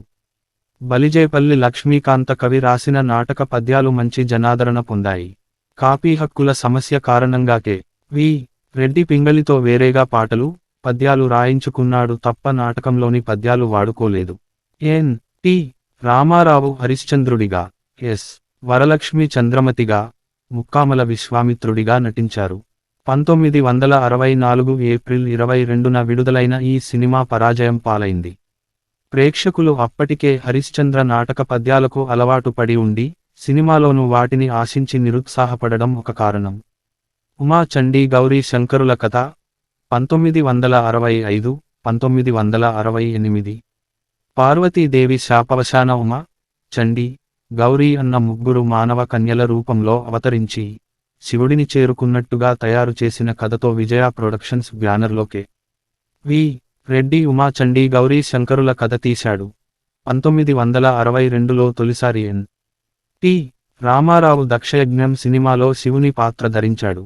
సినిమా విడుదలైన 15 రోజుల్లో అతని పెద్ద కొడుకు రామకృష్ణ అకాల మరణం చెందడంతో లయకారుడైన శివుడి పాత్ర వేయడం వల్లే ఈ అనర్థం జరిగిందన్న సెంటిమెంటు ఏర్పరుచుకున్నాడు. ఇక శివుడి పాత్ర ధరించకూడదన్న నిర్ణయానికి వచ్చేశాడు. కాకుంటే తనకు గురుతుల్యుడైన కె. వి. రెడ్డి అడిగితే కాదనలేక శివుడిగా రెండోసారి ఈ సినిమాలో నటించాడు. ఈ సినిమా కూడా ఫ్లాప్ అయి నష్టాలు మూటకట్టుకుంది. విజయ సంస్థ నుంచి తొలగింపు, భాగ్యచక్రం నిర్మాణం. 1968. విజయ సంస్థలో వరుసగా 2 సినిమాలు కె. వి. రెడ్డి ఫ్లాప్ ఇవ్వగా ఇక నష్టాలు తప్పవని తెలియగానే నాగిరెడ్డి, చక్రపాణి కె. వి. రెడ్డికి చెందిన సాంకేతిక నిపుణులు అందరికీ సెటిల్ చేసి ఉద్యోగంలోంచి తీసేశారు.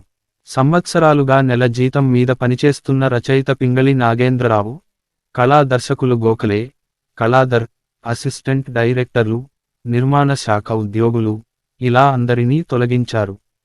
ఇది పరిశ్రమలో సంచలనం కలిగించింది. గతంలో విజయ ప్రొడక్షన్స్ సినిమాలకు కూడా తన పేరే నిర్మాతగా పెట్టాలని, చక్రపాణి కథల్లో కల్పించుకోకూడదని మొదలైన షరతులు పెట్టినందుకు కేవలం హిట్ల కోసమే కె. వి. రెడ్డితో పనిచేసి ఇప్పుడు అతని పని పూర్తి కాగానే తప్పిస్తున్నారన్న వ్యాఖ్యానాలు వచ్చాయి. స్వంత సంస్థ అయిన జయంతి పిక్చర్స్కి భాగ్యచక్రం అన్న జానపద చిత్రాన్ని ఎన్. టి. రామారావు హీరోగా తీయడం ప్రారంభించాడు కె. వి. రెడ్డి. ఈ సినిమా నిర్మాణంలో ఉండగా ఇతర భాగస్వాములతో వివాదాలు వచ్చాయి. చివరికి ఎలానో పూర్తైన ఈ సినిమాకి దర్శకుడు, నిర్మాత తానే అయినా కె. వి. రెడ్డి ప్రమేయం తక్కువే. 1968 సెప్టెంబరులో విడుదలైన భాగ్యచక్రం కూడా పరాజయం పాలైంది. విజయంతో ముగింపు, మరణం. 1968లో భాగ్యచక్రం విడుదలయ్యాక ఇక కె. వి. రెడ్డికి 2 ఏళ్ల పాటు ఏ అవకాశం రాలేదు. దీనికి తోడు తన రచయితను, సాంకేతిక నిపుణులను విజయ ప్రొడక్షన్స్లో ఉద్యోగం నుంచి తొలగించడం, తనకు ఇచ్చిన కారును వెనక్కి తెప్పించుకోవడం వంటివాటిని అవమానంగా భావించి మరింత కుంగిపోయాడు. మరో సినిమా చేసి హిట్ కొట్టే వీలు లేకుండా ఇలా చివరి సినిమాల్లో ఫ్లాపులు ఇచ్చిన దర్శకుడిగానే మిగిలిపోతానేమోనని మదనం చెందేవాడు. ఎవరినీ అవకాశం అడగలేని, అడిగినా ఇవ్వని స్థితిలో మిగిలిపోయాడు. హెచ్. వి. సంజీవరెడ్డి, ఎం. లక్ష్మీకాంతరెడ్డి అన్న వ్యాపారులు నిర్మాతలుగా మారి కె. వి. రెడ్డి అసిస్టెంట్ అయిన సింగీతం శ్రీనివాసరావుకు దర్శకత్వం అవకాశం ఇచ్చి, దర్శకత్వ పర్యవేక్షణ కె. వి. రెడ్డితో చేయిద్దామని ముందుకు వచ్చారు.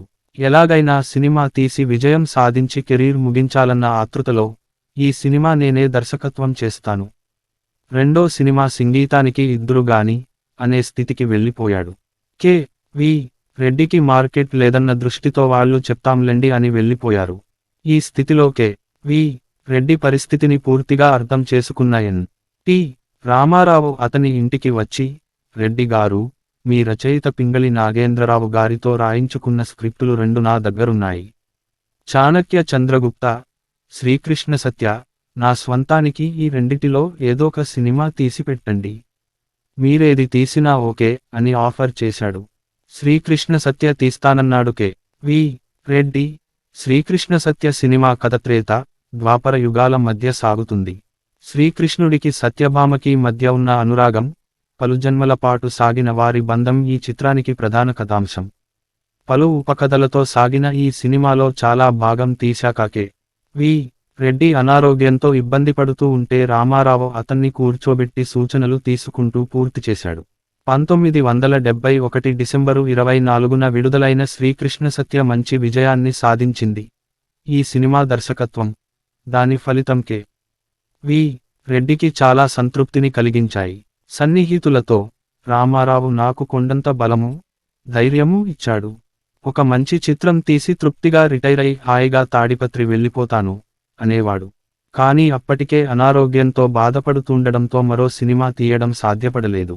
ఆరోగ్యం క్షీణించి 1972 సెప్టెంబరు 15న వి. రెడ్డి మరణించాడు. వి. రెడ్డి చనిపోయిన కొద్ది నెలలకే అతని భార్య కూడా మరణించింది. సినిమాల రూపకల్పన, పద్ధతులు, విధానాలు. సినిమా దర్శకుడిగా వి. రెడ్డి తనకంటూ ప్రత్యేకించిన కొన్ని పద్ధతులను తయారు చేసుకుని, ఆ ప్రకారం పనిచేశాడు. సినిమా ఎలా తయారవ్వాలన్న విషయాన్ని చాలా విపులంగా ఆలోచించుకునేవాడు. అది 100% ఉంటే 99%కో 98%కో సంతృప్తి పడకుండా ఖచ్చితంగా 100% వచ్చేలా చేసేవాడు. అలా రావడానికి వివిధ పద్ధతులు, విధానాలు రూపొందించుకుని పనిచేసేవాడు. అతను సినిమా ప్రారంభించక ముందు స్క్రిప్టు మీద, పాత్రధారుల ఎంపిక, రూపకల్పన వంటి విషయాల మీద చాలా గట్టి కసరత్తు చేసేవాడు. తన రచయితల, సాధారణంగా పింగళి నాగేంద్రరావు కానీ, వి. నరసరాజు కానీ, తన సహ దర్శకుడు, చాలా చిత్రాలకు కమలాకర కామేశ్వరరావు, ప్రధానమైన కథా చర్చల బృందం.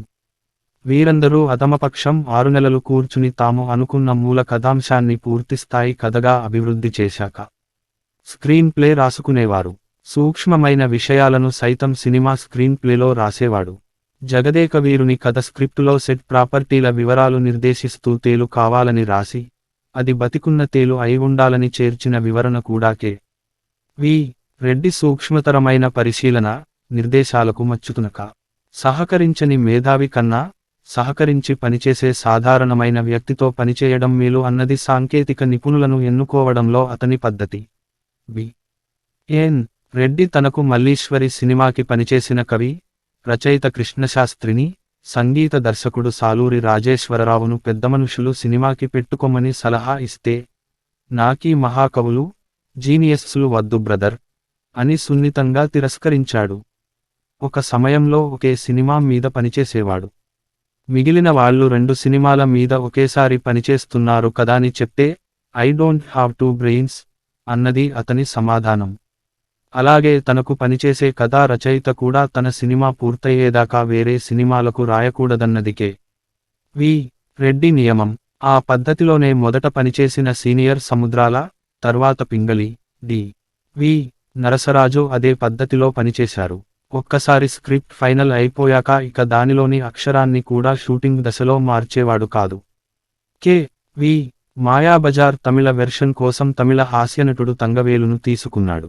అప్పటికి ఎన్నో తమిళ సినిమాల్లో స్క్రిప్టులో లేని హాస్య సన్నివేశాలను సెట్లో అప్పటికప్పుడు డైలాగులు కల్పించి పనిచేసే పద్ధతి ప్రకారం పనిచేస్తున్న తంగవేలును అలా జోకులు, డైలాగులు సెట్లోనే కల్పించి చెప్పడానికి అవకాశం ఇమ్మని కోరాడు. వి. రెడ్డి ఆ మాట నేరుగా కొట్టిపారేయకుండా, మీలాంటి సీనియర్ కమెడియన్ సినిమా ఇంప్రూవ్ చేయడానికి ప్రయత్నిస్తుంటే కాదనే మూర్ఖుడిని కాదు అంటూనే మాయాబజార్ తమిళ వెర్షన్ బౌండ్ స్క్రిప్ట్ చేతికి ఇచ్చి, 15 రోజులు మీ దగ్గర ఉంచుకుని ఆ జోకులు, డైలాగులు ఏవో ఈ దశలోనే చెప్పండి, చర్చించి బావుంటే చేర్చుకుందాం అని తేల్చాడు. చదివిన తంగవేలు స్క్రిప్ట్ ఇస్తూ ఇంత పర్ఫెక్ట్ స్క్రిప్టులో మార్పుచేర్పులు ఏమీ చెప్పలేం అని, అందులో ఉన్నది అక్షరం మార్చకుండా అనుసరించి చేస్తానని చెప్పాడు. ఇలా ఏ స్థాయి వ్యక్తి అయినా స్క్రిప్ట్ దశలో సలహాలు ఇస్తే పరిశీలించేవాడు. తాను మొత్తం సినిమాని దృష్టిలో ఉంచుకుని తుది నిర్ణయం తాను తీసుకునేవాడు. కానీ చిత్రీకరణ దశకు వెళ్ళాక మాత్రం స్క్రిప్ట్ మార్పులకు చాలా వ్యతిరేకి. ఫాన్ కింద కూర్చుని 10 మంది ప్రశాంతంగా ఆలోచించి స్క్రిప్ట్ దశలో తీసుకునే నిర్ణయాల కన్నా లైట్లు, చెమట, టెన్షన్ మధ్యలో సెట్స్ మీద తీసుకునే నిర్ణయాలు సరైనవి ఎలా అవుతాయని అడిగేవాడు. వి. బడ్జెట్ విషయంలోనూ చాలా ఖచ్చితమైన అంచనా వేసేవాడు. వేసిన బడ్జెట్ మించి ₹1 ఎక్కువ పడినా తానే పెట్టుకుంటానని చెప్పగలిగిన సామర్థ్యం అతనికి ఉండేది. కొందరు దర్శకులు 1,00,000 అడుగుల ఫిల్మ్ ఎక్స్పోజ్ చేసి చివరికి ఎడిటింగ్లో 18,000-19,000 అడుగులకు ఎడిట్ చేయించుకునే రోజుల్లోనే 18,000 అడుగుల ఫిల్మ్ తీయాలంటే కేవలం 300 అడుగులు మాత్రమే అటు ఇటు అయ్యేలా ఖచ్చితత్వంతో తీసేవాడు. దొంగరాముడు సినిమాను 17,000 అడుగుల నెగటివ్ ఎక్స్పోజ్ చేసి తీయాలని ప్రణాళిక వేసి, ఓ 250 అడుగులు మించి తీశాడు. అది కూడా ముందు హీరో విలన్ల మధ్య ముష్టి యుద్ధం ప్లాన్ చేసి, తర్వాత రెజ్లింగ్గా మార్చడం వల్లనే పెరిగింది. స్క్రిప్ట్ దశలో అసిస్టెంట్లు డైలాగ్ చెప్తుంటేనూ, తర్వాతి దశలో నటులు రిహార్సల్స్ చేస్తుండగానూ స్టాప్ క్లాక్ వాడి ఏ డైలాగ్ ఎంత సమయం పడుతుందో, అలా ఏ సీన్ ఎంత సమయం అవుతుందో లెక్కించుకుని అంచనా కట్టడం వి రెడ్డి పద్ధతుల్లో ఒకటి. ఆ లెక్క ఎంత సూక్ష్మంగా గణించేవాడంటే అసిస్టెంట్ ఒక డైలాగ్ చదివి నిమిషం అని లెక్క వేస్తే ఆ పాత్ర గోవిందరాజు సుబ్బారావు వేస్తున్నాడు. ఆయన డైలాగ్ చెప్పే పద్ధతిలో మరో అర నిమిషం ఎక్కువ పడుతుంది. ఆ చొప్పున పెంచి రాసుకుని లెక్కవేయండి అన్నాడు కె. వి సినిమా చిత్రీకరణ ముందు దశలోనే సినిమాని బట్టి కళా దర్శకులు గోఖలే, కళాదరులతో కూర్చుని కిరీటాలు, కంకణాలు సహా ప్రధాన పాత్రల రూపకల్పన, చిన్న చిన్న డీటైల్స్తో సహా సెట్స్ వివరాలు తయారు చేయించుకునేవాడు. చిత్రీకరణకు ముందు విధిగా రిహార్సల్స్ ఉండేవి.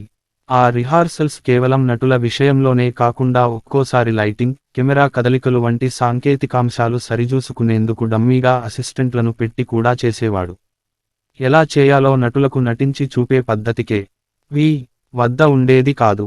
స్క్రిప్టులో ఉన్న వివరాలు, నేపథ్యాన్ని అనుసరించి నటులే 2-3 రకాలుగా చేసి చూపితే అందులో ఏది సందర్భానికి బావుంటుందోకే వి చెప్పడం, ఎక్కువ తక్కువలు ఉంటే అతను సూచించి రిహార్సల్స్ పూర్తి చేసి ఆ విధంగా కెమెరా ముందు నటింపజేయడం జరిగేది. ఎవరినీ అతిగా మెచ్చుకునే పద్ధతి ఉండేది కాదు. షాట్ ఓకే అయితే ఓకే అనేవాడు కాదు, పాస్ అనేవాడు. నటులు అత్యద్భుతంగా చేసిన అరుదైన సందర్భాల్లో మాత్రం సింపుల్గా గుడ్ అనేవాడు. అయితే నటీనటులు, సాంకేతిక నిపుణుల ప్రతిభను చిన్న చిన్న అంశాలను బట్టి కూడా అంచనా వేయగలిగేవాడు. సెట్స్ మీద ఉన్నప్పుడు నిశ్శబ్దంగా, ప్రశాంతంగా ఉండాలన్నది అతని లెక్క.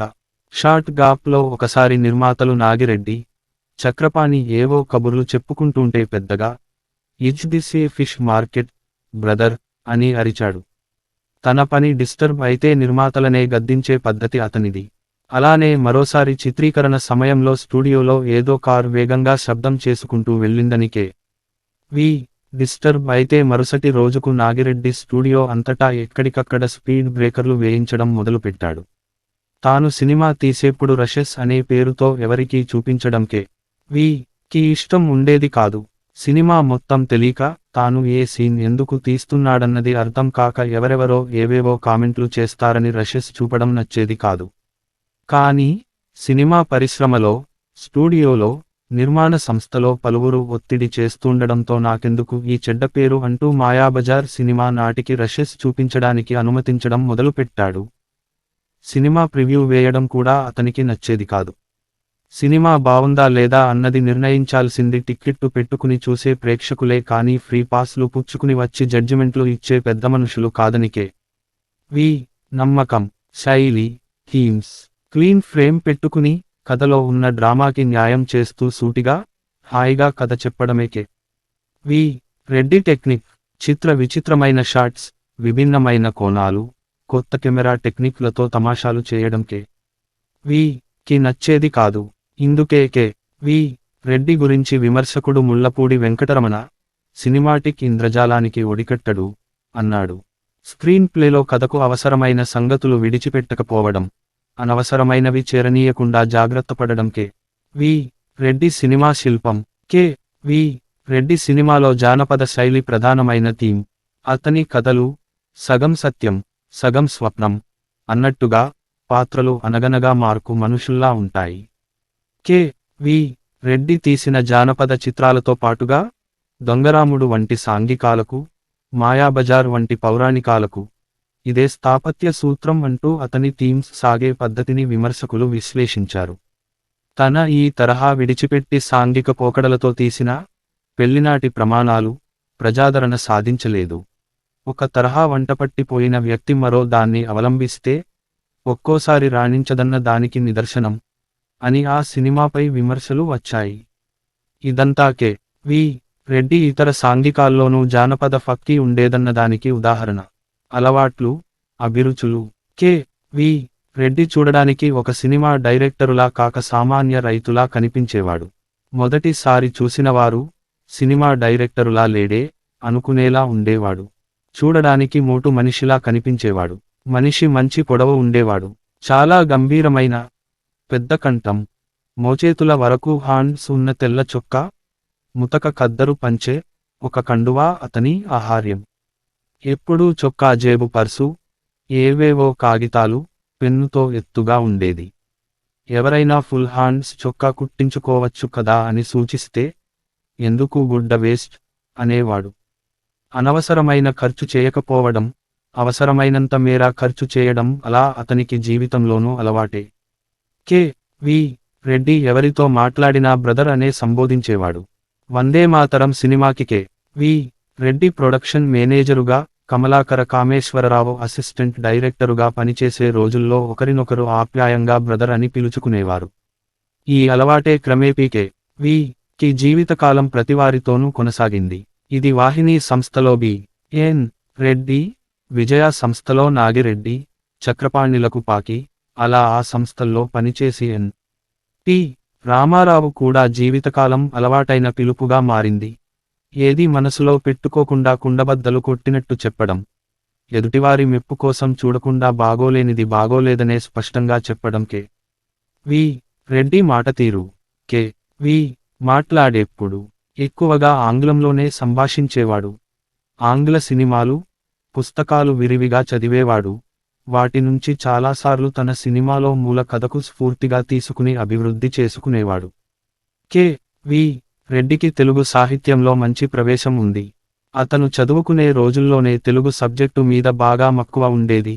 ఇంటర్మీడియట్లో తెలుగు సబ్జెక్టులో ప్రెసిడెన్సీ కాలేజీ మొత్తానికి ప్రథమ స్థానం సాధించాడు. కావ్యాలు, ఇతిహాసాలు అధ్యయనం చేశాడు. తాను ఎన్ని సినిమాలు తీసి, ఎన్ని అవార్డులు సాధించినా మద్రాసు ప్రెసిడెన్సీ కళాశాలలో ఇంటర్మీడియట్లో తెలుగులో కాలేజీ ఫస్టు వచ్చిన సంగతే చివరిదాకా అందరికీ గర్వంగా చెప్పుకునేవాడు. కె. వి. రెడ్డి మంచి భోజనప్రియుడు. ఫ్రెంచి కట్ మీసకట్టు అతనికి చాలా ఇష్టం. దాన్ని మెయింటైన్ చేయడానికి నిత్యం షేవింగ్ చేసుకుని తన మీసకట్టు తీర్చిదిద్దుకునేవాడు. అతనికి రక్తపోటు, మధుమేహం ఉండేవి. సినిమా రూపకల్పనలో వచ్చే అడ్డంకులు, సమస్యలు అతని రక్తపోటును పెంచేస్తూ ఉండేవి. సినిమాలు ఆగిపోవడం, ఎవరెవరో వాటి రిలీజుకు ముందే తోచిన కామెంట్లు చేయడం వంటివి అతనికి టెన్షన్ కలిగించి, ఆరోగ్యాన్ని దెబ్బతీసేది. జనానికి ఎలాంటి తరహా సినిమాలు నచ్చుతాయన్నదానిపై తనకు కొన్ని నిశ్చితాభిప్రాయాలు ఉండేవి. ఆ దినుసులు లేని సినిమాలు పోతాయని నమ్మేవాడు. మిగిలిన సినిమాల సంగతి ఎలా ఉన్నా అతను తప్పనిసరిగా ఫ్లాప్ అవుతుందని, డైలాగులు ఏదో బావున్నంత మాత్రాన కథ ఏమీ బాగోలేదని అనుకున్న గుండమ్మ కథ సినిమా మట్టుకు హిట్ అయింది. అదెలా హిట్టయిందబ్బా అని సంవత్సరాల పాటు ఎప్పుడు గుర్తుకు వచ్చినా ఆశ్చర్యపోతూనే ఉండేవాడు. K. V. Reddy. I still don't understand how people like that picture. ఆ సినిమాని జనం ఎలా ఇష్టపడ్డారన్నది నేనిప్పటికీ అర్థం చేసుకోలేకపోతున్నాను అన్నది ఆ సినిమా మీద అతని చివరి మాట. తన సినిమాలు తాను మళ్ళీ మళ్ళీ చూసే అలవాటు కె. వి. రెడ్డికి బాగా ఉండేది. కె. వి. రెడ్డి కుమారుడు రామచంద్రారెడ్డి చెప్పినదాని ప్రకారం నెలనెలా మాయాబజార్ సినిమా వేసి ఇంట్లో అంతా చూసేవారు. మేము కె. వి. చూపించిన దారిలోనే వెళ్లాలని ప్రయత్నించాము. తొలి రోజుల్లో సాధ్యమైంది. కానీ రానురాను సాధ్యపడలేదు. దుక్కిపాటి మధుసూదనరావు, నిర్మాత, స్క్రీన్ ప్లే రచయిత. కె. వి. రెడ్డి సినిమాలు, వాటిలో పాత్రలు, సంభాషణలు వంటివాటి ప్రభావం ప్రేక్షకుల మీద, అతను సినిమాలు నిర్మించే పద్ధతుల ప్రభావం సినిమా పరిశ్రమలో ఇతర నిర్మాతలు, దర్శకుల మీద ఉంది. అక్కినేని నాగేశ్వరరావు, దుక్కిపాటి మధుసూదనరావు అన్నపూర్ణ పిక్చర్స్ స్థాపించి తొలి సినిమా తీయడానికి కె. వి. రెడ్డి కోసం 2 సంవత్సరాల పాటు వేచి చూశారంటే, మంచి విజయవంతమైన ప్రారంభం అందిస్తాడన్న నమ్మకం కన్నా అతను సినిమాలు తీసే పద్ధతి, ప్రణాళికాయుతమైన నిర్మాణ శైలి నేర్చుకోదగ్గవన్నదే ముఖ్య కారణం. కె. వి. రెడ్డి దగ్గర చాలా విషయాలు నేర్చుకున్నామని, తర్వాత తమ సంస్థ అలాంటి విధానాలతోనే కొనసాగిందని అని మధుసూదనరావు చెప్పేవాడు. తాను నిర్మాతగా అన్నపూర్ణ పిక్చర్స్లో ఆఖరి చిత్రంగా శ్రీరంగనీతులు సినిమా 20 ఏళ్ల తర్వాత తీసినప్పుడు కూడా అక్కినేని నాగేశ్వరరావు దొంగరాముడు నాటి తరహాలో రిహార్సల్స్ చేసి, స్క్రిప్టులో ఉన్నది ఉన్నట్టు తీయాలని కె. వి. రెడ్డికి పనిచేసిన డి. వి. నరసరాజును రచయితగా తీసుకుని అలా చేయించుకున్నాడు. ఎన్. టి. రామారావు తొలి దశ నుంచి కె. వి. రెడ్డి సినిమాల్లో పనిచేశాడు. రామారావు స్వంతంగా సినిమా దర్శకత్వం ప్రారంభించిన సీతారామ కళ్యాణం నుంచి తాను కె. వి. రెడ్డి సినిమాల నిర్మాణ సమయంలో పరిశీలించి, నేర్చుకున్న అంశాలనే ఆచరణలో పెట్టాడు. పక్కా బౌండ్ స్క్రిప్టుతోనే షూటింగ్కి దిగడం, షూటింగ్ జరుగుతున్న సమయంలో దర్శకుడిగా రామారావు చాలా ఏకాగ్రతతో, నిశ్శబ్ద వాతావరణం కల్పించుకుని పనిచేయడం వంటివన్నీ కె. వి. రెడ్డి నుంచే నేర్చుకున్నాడు. కె. వి. రెడ్డి తన గురువు అని రామారావు ఎప్పుడూ ప్రస్తావించేవాడు. ఆ గౌరవాభిమానాలతోనే కె. వి. ఫ్లాపుల్లో ఉన్నప్పుడు శ్రీకృష్ణ సత్య తీయించాడు. 1941 వరకు బి. ఎన్. రెడ్డి వాహినీ సంస్థకు ఎన్ని సినిమాలు తీసినా యావరేజులుగా నిలుస్తున్న దశలో కె. వి. రెడ్డి తీసిన భక్త పోతన ఆర్థికంగా ఘన విజయం సాధించింది. వాహినీ పిక్చర్స్ అధినేత మూలా నారాయణస్వామి ఈ విజయంతో ప్రభావితుడై సినిమా వ్యాపారంలో ఇంతటి డబ్బుంటుందా అనుకోవడం వల్ల వాహినీ సంస్థ స్థిరత్వానికి పునాదులు వేశాడు. 1949లో కొత్తగా పెట్టిన విజయ సంస్థ కూడా షావుకారు పరాజయంతో సమస్యల్లో ఉండగా కె. వి. రెడ్డి అందించిన పాతాళ భైరవి, మాయాబజార్ వంటి విజయాలు నిలబెట్టాయి. అలా వాహిని, విజయ సంస్థలు నిలబడడంలో కె. వి. రెడ్డి పాత్ర ఉంది. ఎన్టీ రామారావు సహా చాలామంది అతను కృష్ణపాత్రలో నప్పడని, అప్పటికే ప్రేక్షకులు తిరస్కరించారని భావిస్తే కె. వి. రెడ్డి మాత్రం జాగ్రత్తగా రూపకల్పన చేసి మాయాబజార్ ద్వారా ఎన్టీఆర్ను కృష్ణుడిగా నిలబెట్టాడు. ఆపైన రామారావు అటు పౌరాణిక సినిమాల్లోనూ, ఇటు ప్రత్యేకించి కృష్ణ పాత్రలోనూ చాలా పేరు పొందాడు. పాతాళ భైరవి ద్వారా విలన్గా, మాయాబజార్ ద్వారా క్యారెక్టర్ నటునిగా ఎస్వి రంగారావు కెరీర్ మలుపు తిప్పాడు. అలానే ఎందరో నటులకు, సాంకేతిక నిపుణులకు కె. వి. రెడ్డి బ్రేక్ ఇచ్చాడు. పింగళి నాగేంద్రరావు, కొసరాజు రాఘవయ్య చౌదరి వంటివారికి కె. వి. రెడ్డి సినిమాల ద్వారానే బ్రేక్ రాగాడి. వి. నరసరాజును తానే పరిచయం చేశాడు. పలు సినిమాలకు దర్శకత్వం వహించిన కమలాకర కామేశ్వరరావు, సంగీతం శ్రీనివాసరావు అతని అసిస్టెంట్లే.